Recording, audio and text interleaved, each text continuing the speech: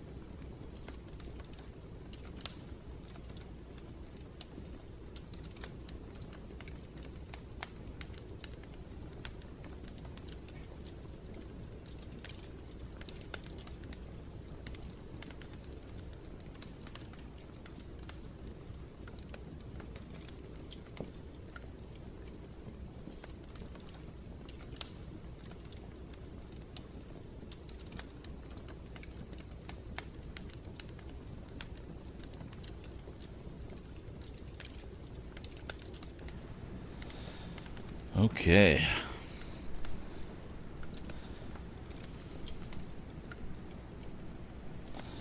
How's everyone doing tonight? All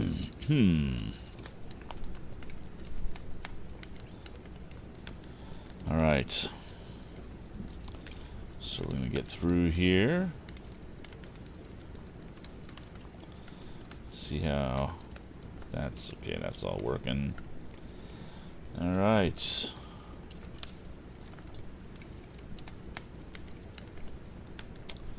And we're going to get started. Let me change the scene here.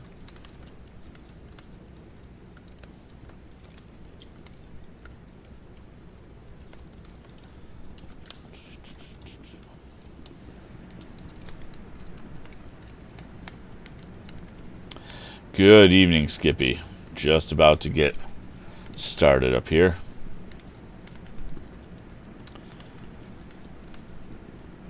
Okay.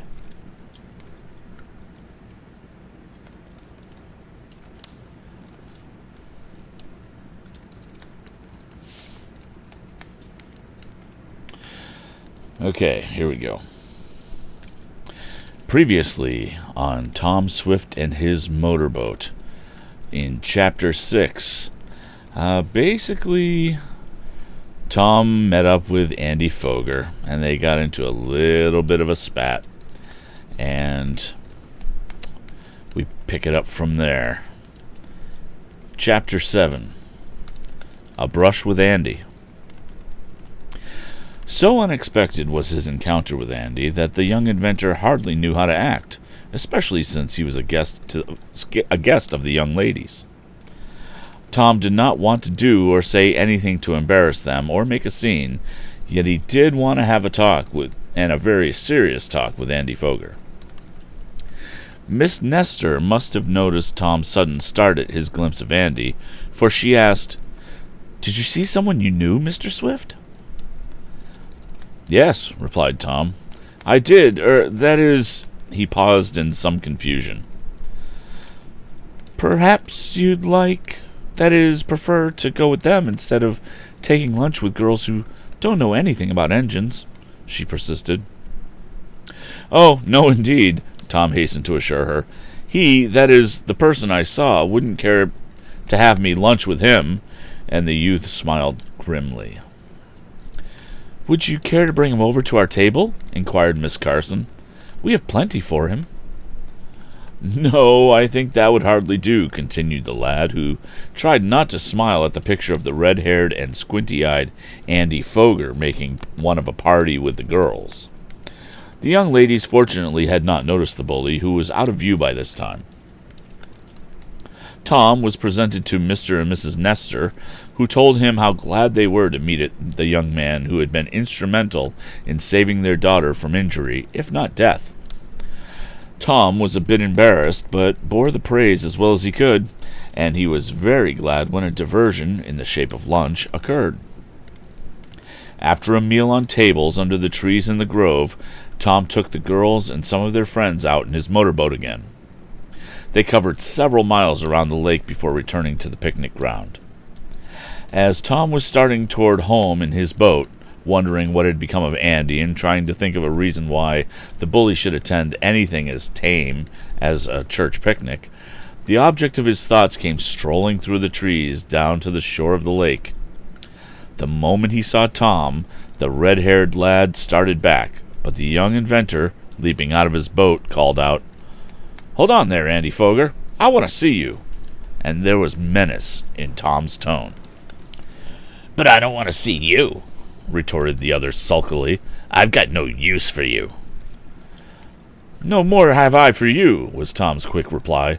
"But I want to return you these keys. You dropped them in my boat the other night when you tried to set it afire. If I ever catch you—" "My keys? Your boat? On fire?"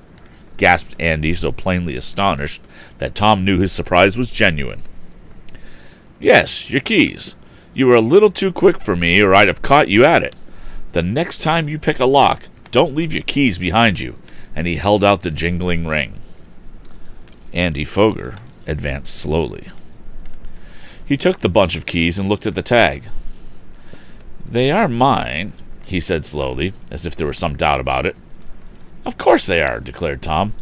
"I found them where you dropped them, in my boat." "Do you mean over at the auction?" "No, I mean down in my boathouse, where you sneaked in the other night and tried to do some damage." "The other night?" cried Andy. "I was never near your boathouse any night, and I never lost my keys there. I lost these the days of the auction on Mr. Hastings' ground, and I've been looking for them ever since." "Didn't you try to sneak in my boathouse the other night and try to do some mischief? Didn't you drop them then?" "No, I didn't," retorted Andy earnestly. "I lost those keys at the auction, and I can prove it to you. Look, I advertised for them in the Weekly Gazette." The red-haired lad pulled a crumpled paper from his pocket and showed Tom an advertisement offering a reward of $2 for a bunch of keys on a ring, supposed to have been lost at the auction on Mr. Hastings' grounds in Lanton. The finder was to return them to Andy Foger. "Does that look like I lost the keys in your boathouse?" demanded the bully sneeringly. "I wouldn't have advertised them that way if I'd been trying to keep my visit quiet. Besides, I could prove that I was out of town several nights. I was over to an entertainment in Mansburg one night, and I didn't get home until 2 o'clock in the morning because my machine broke down. Ask Ned Newton. He saw me at the entertainment. Andy's manner was so earnest that Tom could not help believing him. Then there was evidence of the advertisement. Clearly, the squint-eyed youth had not been the mysterious visitor to the boathouse and had not unlocked the forward compartment. But if it was not he, who could it have been, and how did the keys get there? These were the questions which racked Tom's brain. You can ask Ned Newton, repeated Andy. He'll prove that I couldn't have been near your place if you don't believe me. Oh, I believe you all right, answered Tom, for there could be no doubting Andy's manner, even though he and the young inventor were not on good terms. But how did your keys get in my boat? I don't know, unless you found them, kept them, and dropped them there, was the insolent answer. You know better than that, exclaimed Tom.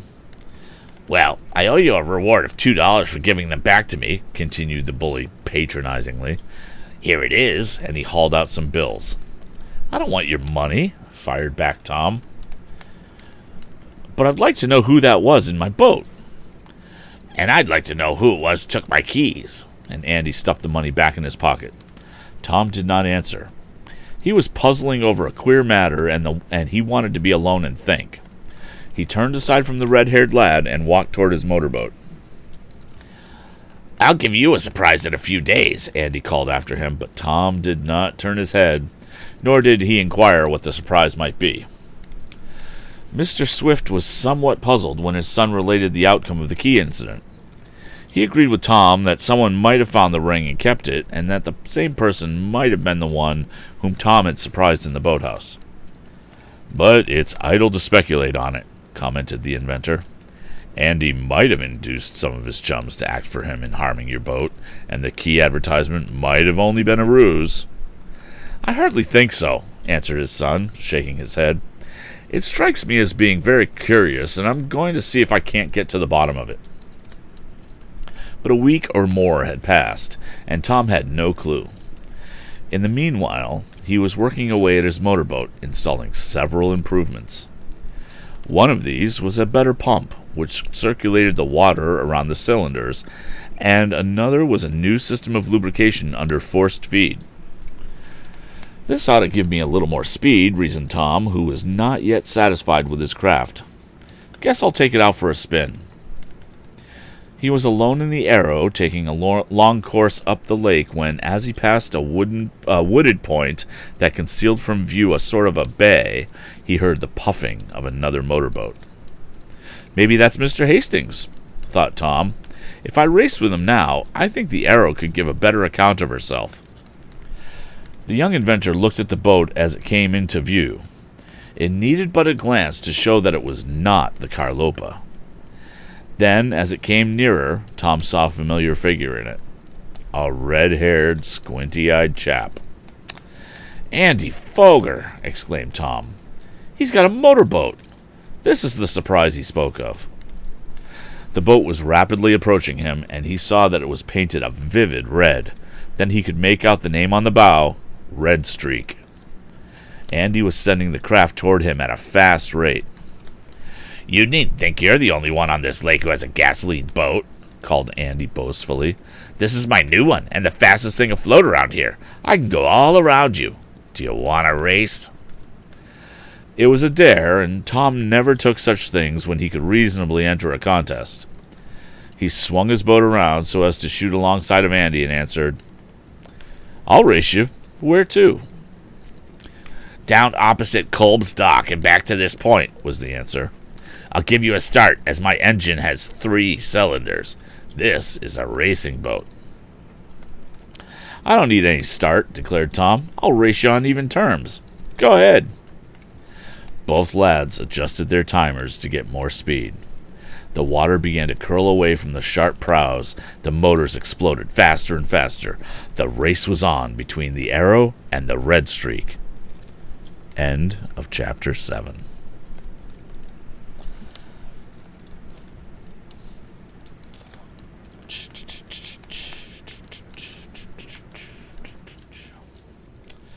How you doing tonight, Skippy?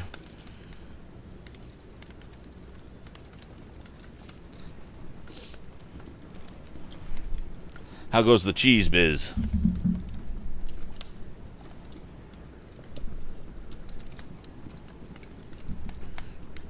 It's all good. It's all good. Feel a little bit better tonight. I was massively tired on Sunday night.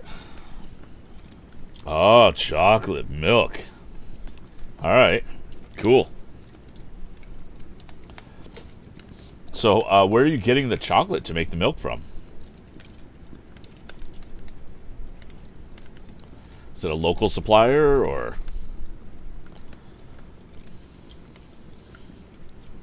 Oh, just straight up just cocoa powder that you're buying retail?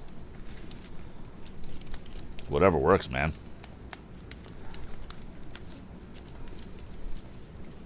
So are you a full-on dairy as well? For some reason I was thinking you were just cheese.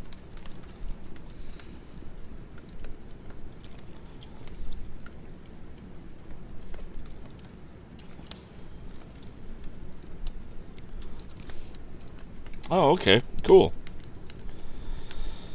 All right. All right. So let's continue on. Pull this up again. Go back to the storytime look. There we go. Previously on Tom Swift and His Motorboat, Chapter 7. Well, Tom tried to return the keys to Andy Foger, and he did. Andy got the keys, but Andy also had a boat, and he and Tom are about to race. Chapter 8. Off on a Trip. Glancing with critical eyes at the craft of his rival, Tom saw that Andy Foger had a very fine boat. The young inventor also realized that if he was to come anywhere near winning the race, he would have to get the utmost speed out of his engine, for the new boat the bully had designed primarily for racing, while Tom's was all around a pleasure craft, though capable of something in the speed line. "I'll be giving you a tow in a few minutes, as soon as my engine gets warmed up," sneered Andy. "Maybe," said Tom, and then he crouched down to make as little resistance as possible to the wind. Andy, on the contrary, sat boldly upright at the auto steering wheel of his boat. On rushed the two motorcraft, their prows exactly even and the propellers tossing up a bulge in the water at their sterns. Rapidly acquiring speed after the two lads had adjusted the timers on their motors, the boats were racing side by side, seemingly even on terms. The Red Streak had a very sharp prow, designed to cut through the water. It was of the type known as an automobile launch. That is, the engine was located forward under a sort of a hood, which had two hinged covers like a bat's wing. The steering wheel shaft went through the forward bulkhead slantingly like the wheel of an auto and was arranged with a gasoline and sparking levers on the center post in a similar manner. At the right of the wheel was a reversing lever by which the propeller blades could be set at neutral or arranged so as to drive the boat backward. Altogether, the Red Streak was a very fine boat and had cost considerably more than Tom's, even when the latter was new. All these things the young owner of the Arrow thought of as he steered his craft over the course. "I hardly think I can win," Tom remarked to himself in a whisper. "His boat is too speedy for this one. I have a chance, though, for his engine's new, and I don't believe he understands it as well as I do mine. Then, too, I am sure I have a better ignition system." But if Tom had any immediate hopes of defeating Andy, they were doomed to disappointment. For about 2 minutes after the race started, the Red Streak forged slowly ahead. "Come on," cried the red-haired lad. "I thought you wanted to race." "I do," answered the young inventor. "We're a long way from the dock yet, and we've got to come back."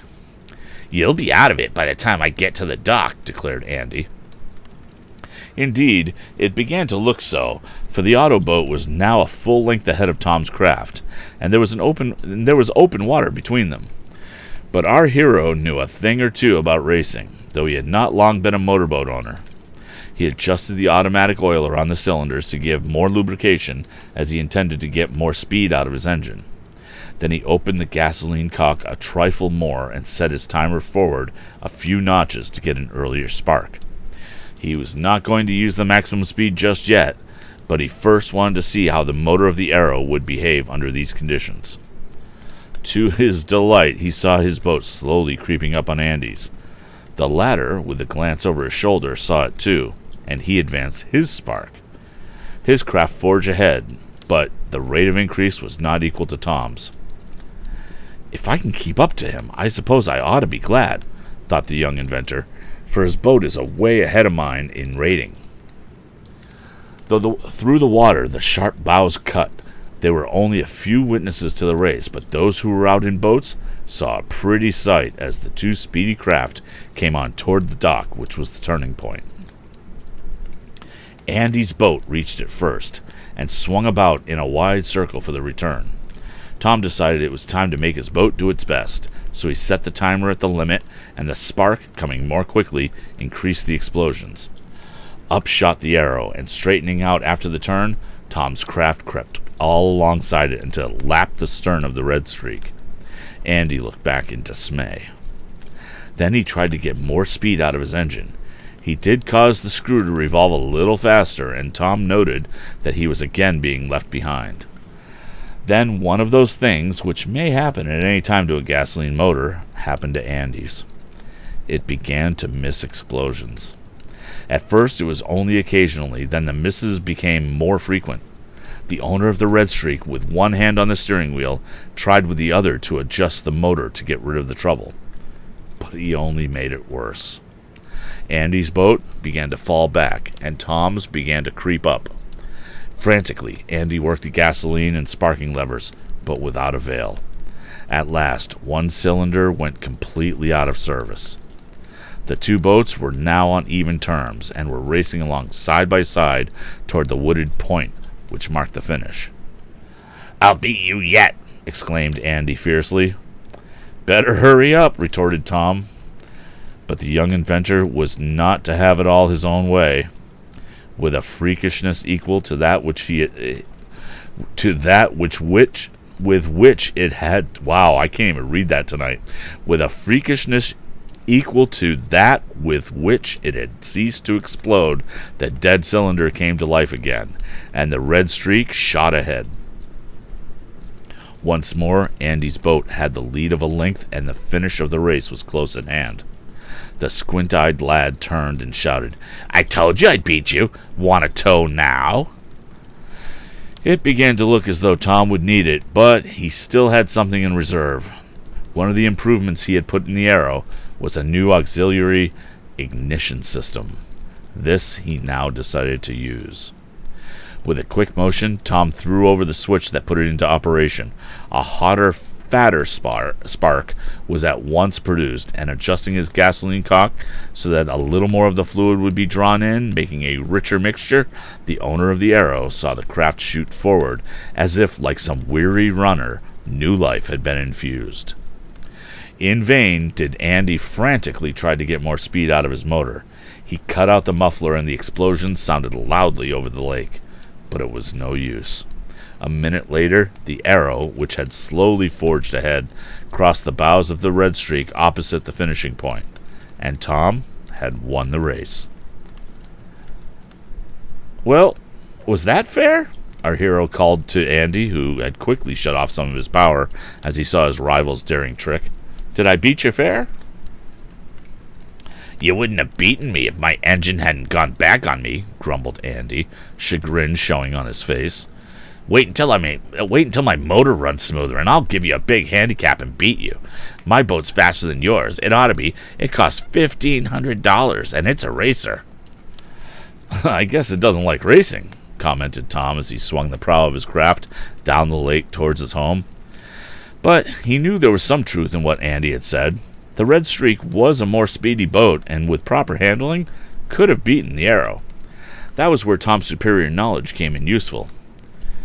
"Just you wait. I'll beat you yet," called Andy after the young inventor, but the latter made no answer. He was satisfied. Mr. Swift was much interested that night in his son's account of the race. "I had no idea yours was such a speedy boat," he said. "Well, it wasn't originally," admitted Tom, "but the improvements I put on it made it so. But, Dad, when are we going to go on our tour? You look more worn out than I've seen you in some time, not excepting when the turbine model was stolen.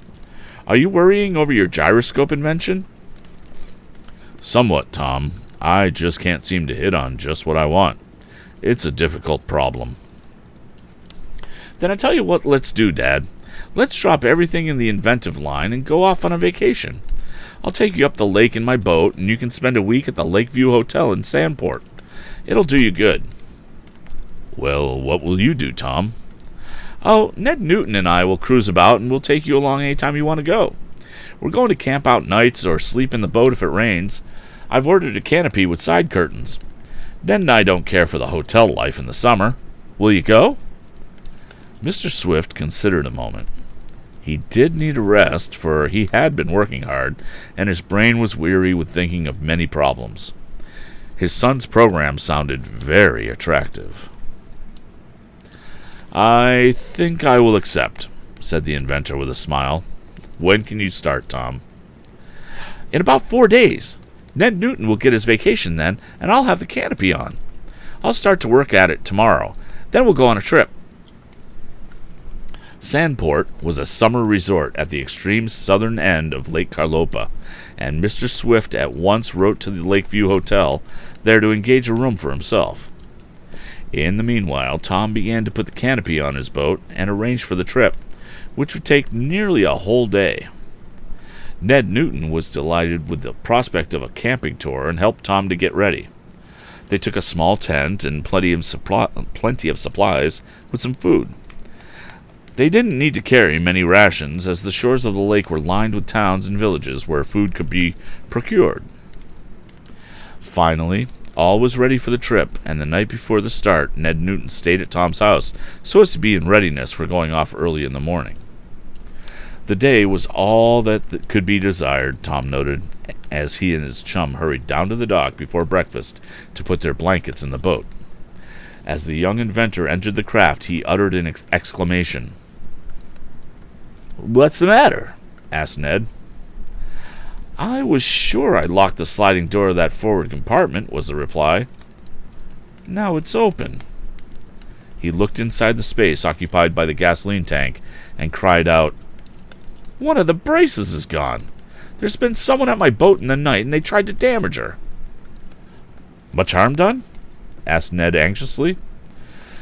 "No, not at all to speak of," replied Tom. "I can easily put a new block under the tank. In fact, I don't really need all I have, but why should anyone take one out, and who did it? That's what I want to know." The two lads looked carefully about the dock and boat for a sign of the missing block, or any clues that might show who had been tampering with the arrow, but they could find nothing. "Maybe the block fell out," suggested Ned. "It couldn't," replied Tom. "It was one of the new ones I put in myself, and it was nailed fast. You can see where it's been pried loose. I can't even understand it." And Tom thought rapidly of several mysterious occurrences of late in which the strange man at the auction and the person he had surprised one night in the boathouse had a part. "Well, it needn't delay our trip," resumed the young inventor. "Maybe there's a hoodoo around here, and it'll do us some good to get away for a few days. Come on, we'll have breakfast, get Dad, and start." A little later, the arrow was puffing away up the lake in the direction of Sandport. End of Chapter 8. All right. So, clearly, there's something going on. That brace must have contained something. It's funny. I'm trying to think in 1910 terms of what it could be. And all I keep coming up with is if something like that happened now. Well, Skippy in the chat room is saying my money is on opium. It's kind of feeling like that, right? Doesn't it? Because I went drugs automatically as well. I'm wondering. Yeah, I'm wondering what it is. Because it certainly has that feel about it, right? It just feels like, oh yeah, this was a drug boat. But that doesn't make a whole lot of sense. I mean, opium is a possibility, I suppose. Looted World War I gold. It's 1910. It's too early for that. So, I don't know. We'll see. We'll see what it is. Hey, Dwome. Hey, good to see you, man. And it is too early to be rum runners, right? It's very strange. But I kind of like the idea of guessing, right? It's that whole thing. All right. So,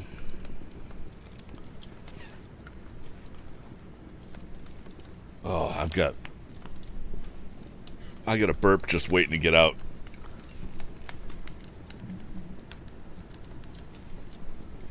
I think I got it. All right. Lost Confederate gold. See, those are the kind of terms we have to kind of think in, right? The South shall rise at the hands of Andy. All right. I think we... Now remember, this takes place in upstate New York. Although I don't think there's... I don't know if there's a Lake Carlopa in upstate New York. All right. Let's get back to the book. Previously, in Chapter 8 of Tom Swift and His Motorboat. Well, Tom had his race with Andy Foger, and Tom won. It was a close race the whole time, but Tom won. So he gets back home. They decide they're going to go on vacation finally. Tom wakes up on the morning they're supposed to leave, and a brace has been taken from his boat in the gasoline compartment. Chapter 9. Mr. Swift is alarmed. "Don't you feel better already, Dad?" asked Tom that noon as they stopped under a leaning, overhanging tree for lunch on the shore of the lake. "I'll leave it to Ned if you don't look more contented and less worried." "I believe he does," agreed the other lad. "Well, I must say I certainly have enjoyed the outing so far," admitted the inventor with a smile, "and I haven't been bothering about my gyroscope. I think I'll take another sandwich, Tom, and a few more olives." "That's the way to talk," cried the son. "Your appetite is improving, too. If Mrs. Baggert could see you, she'd say so." "Oh, yes, Mrs. Baggert. I do hope she and Garrett will look after the house and shops well," said Mr. Swift, and the old worried look came over like a shadow on his face. "Now, don't be thinking of that, Dad," advised Tom. "Of course everything will be all right. Do you think if some of those model thieves will return and try to get some of your other inventions?" "I don't know, Tom. Those men were unscrupulous scoundrels, and you can never tell what they might do to revenge themselves on us for defeating their plans. Now, I will say, as an aside, the guys from the first book who stole his plans and his model have been referred to as unscrupulous a number of different times, and probably scoundrels as well, but it's unscrupulous all day long. It's really interesting at which adjectives they decide to use. Okay. "Well, I guess Garrett and Mrs. Baggert will look out for them," remarked his son. "Don't worry." "Yeah, it's bad for the digestion," added Ned. "If you don't mind, Tom, I'll have some more coffee and another sandwich myself." "Nothing the matter with your appetite either," commented the young inventor as he passed the coffee pot and the plate. They were soon on their way again, the Arrow making good time up the lake. Tom was at the engine, making several minor adjustments to it, while Ned steered. Mr. Swift reclined on one of the cushioned seats under the shade of the canopy. The young owner of the Arrow looked over the stretch of the water from time to time for a possible sight of Andy Foger, but the red streak was not to be seen. The Lakeview Hotel was reached late that afternoon, and the boat was tied up to the dock, while Tom and Ned accompanied Mr. Swift to see him comfortably established in his room. "Won't you stay to supper with me?" invited the inventor to his son and the latter's chum. "Or do you want to start right in on camp life?" "Well, I guess we'll stay to supper and remain at the hotel tonight," decided Tom. "We got here a little later than I expected, and Ned and I hardly have time to go very far and establish a temporary camp. We'll live a life of luxurious ease tonight and begin to be wanderlusters." Jeez. "And get back to nature tomorrow." Wanderlusters. Okay. In the morning, Tom and his chum, full of enthusiasm for the pleasures before them, started off, promising to come back to the hotel in a few days to see how Mr. Swift felt. The trip had already done the man good, and his face wore a brighter look. Tom and Ned in the Speedy Arrow cruised along the lake shores all that morning. At noon, they went ashore, making a temporary camp, and arranged to spend the night there in the tent. After this was erected, they got out their fishing tackle and passed the afternoon at that sport, having such good luck that they provided their own supper without having to depend on canned stuff. They lived this life for 3 days, making a new camp each night, being favored with good weather, so that they did not have to sleep in the boat to keep dry. On the afternoon of the third day, Tom, with a critical glance at the sky, remarked, "I shouldn't be surprised if it rained tomorrow, Ned." "Me either. It does look sort of hazy, and the wind is in a bad quarter." "Then what do you say to heading for the hotel? I fancy Dad will be glad to see us." "That suits me. We can start camp life again after the storm passes." They started for Sandport that afternoon. When within about 2 miles of the hotel dock, Tom saw, just ahead of them, a small motorboat. Ned observed it too and called out, "Suppose that's Andy looking for another race?" "No, the boat's too small for his. We'll put over that way and see who it is." The other craft did not appear to be moving very rapidly, and the Arrow was soon overhauling it. As the two chums came nearer, they could hear the puffing of the motor. Tom listened with critical ears. "That machine isn't working right," he remarked to his chum. At that moment, there sounded a loud explosion from the other boat, and at the same time there came over the water a shrill cry of alarm. "That's a girl in the boat," exclaimed Ned. "Maybe she's hurt." "No, the motor only backfired," observed Tom, "but we'll go over and see if we can help her. Perhaps she doesn't understand it. Girls don't know much about machinery." Okay, holy crap. Wow, a product of its time, right? Girls don't know much about machinery. That's just wonderful. Oh, Tom. You little nerd. All right. A little later, the Arrow shot up alongside the other craft, which had come to a stop. The two lads could see a girl bending over the motor, twirling the flywheel and trying to get it started. "Can I help you?" asked Tom, shutting off the power from his craft. The young lady glanced up. Her face was red, and she seemed ill at ease. At the sight of the young inventor, she uttered an exclamation of relief. "Why, Mr. Swift!" she cried. "Oh, I'm in such trouble. I can't make the machine work, and I'm afraid it's broken. It exploded." "Miss Nestor," blurted out Tom, more surprised evidently to see his acquaintance of the runaway again than she was at beholding him. "I didn't know you ran a motorboat," he added. "I don't," she said simply and helplessly. "That's the trouble. It won't run." How come it is that you're up here?" went on Tom. "I'm stopping with friends who have a cottage near the Lakeview Hotel. They have a motorboat, and I got Dick Blythe, he's the owner of this, to show me how to run it. I thought I knew, and I started out a little while ago. At first it went beautifully, but a few minutes ago, it blew up or something dreadful happened." "Nothing very dreadful, I guess," Tom assured her. "I think I can fix it." He got into the other boat and soon saw what the trouble was. The carburetor had gotten out of adjustment, and the gasoline was not feeding properly. The young inventor soon had it in order, and testing the motor, found that it worked perfectly. "Oh, I can't thank you enough," cried Miss Nestor with a flash from her brown eyes that made Tom's heart beat double time. I was afraid I'd damaged the boat, and I knew Dick, who is sort of a second cousin of mine, would never forget me. Or forgive me. There's no harm done, Tom assured her. But you'd better keep near us on your way back, that is, if you're going back. Oh, indeed I am. I was frightened when I found I'd come so far away from the shore, and then when that explosion took place, well, you can imagine how I felt. Indeed, I will keep you near. Are you stopping near here?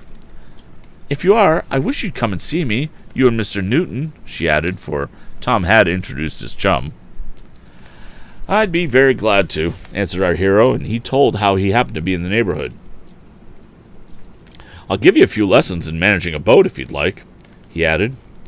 Oh, will you? That will be lovely. I won't tell Dick about it, and I'll surprise him one day by showing him how well I can run his boat. Good idea, commented Tom. He started the motor for Miss Nestor, having stopped it after his first test, and then with the Dot, which was the name of the small boat Miss Nestor was in, following the larger Arrow, the run back to the hotel was made. The young lady turned off near the Lakeview dock to go to the cottage where she was stopping, and the lads tied up at the hotel boathouse. Yep, we're in for a storm, remarked Tom and his chum, as he and his chum walked up toward the hotel. I wonder how Dad is. I hope the outing is doing him good. There he comes now, observed Ned, and looking up, Tom saw his father approaching. The young inventor was at once struck by the expression on his parents' face. Mr. Swift looked worried, and Tom anxiously hastened forward to meet him. What's the matter, Dad? He asked cheerfully as he could. Have you been figuring out over that gyroscope problem again against my express orders? And he laughed a little. No, Tom, it's not the gyroscope that's worrying me. What is it then? Those scoundrels are around again, Tom, and Mr. Swift looked apprehensively about him. You mean the men who stole the turbine model? Yes, I was walking in the woods near the hotel yesterday, and I saw Anson Morse. He didn't see me, for I turned aside as quickly as I had a glimpse of him. He was talking to another man. What sort of man? Well, an ordinary enough individual, but I noticed that he had tattooed on the little finger of his left hand a blue ring. Happy Harry, the tramp! Exclaimed Tom. What can he and Morse be doing here? I don't know, Tom, but I'm worried. I wish I was back home. I'm afraid something may happen to some of my inventions. I want to go back to Shopton, Tom. Nonsense, Dad. Don't worry just because you saw some of your former enemies. Everything's all right at home. Mrs. Baggert and Garrett Jackson will look after things. But if you like, I can find out for you how matters are. How, Tom? By taking a run down there in my motorboat. I can do it tomorrow and get back by night, if I start early. Then you won't worry. All right, Tom. I wish you would. Come up to my room and we'll talk it over. I'd rather leave you go than telephone, as I don't like to talk of my business over the wire, if I can avoid it. End of chapter 9. So I'm going to put this bookmark right here. We'll go back to this book view here. Scoundrels again. And Mr. Swift doesn't like to talk on the telephone because somebody might be listening in. He's a little bit of a paranoid. I find that pretty funny. Blazing Defender report. Travis, are you listening in?